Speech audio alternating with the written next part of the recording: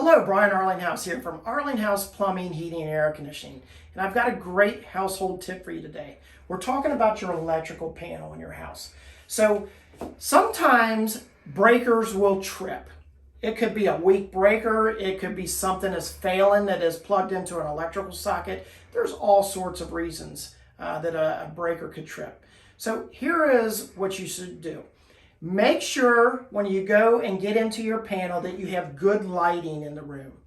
And if you need glasses, in this case I do, make sure you have glasses on just so you can see really good inside the panel. So you'll go to the panel, and normally there's a nice little latch on the door. You'll open it. Don't be intimidated by it. It's not going to hurt you. In this particular case, let's just say your air conditioner was not running and the breaker was tripped. Just go ahead, flip it back over. It should click, and then hopefully the air conditioning system comes back on.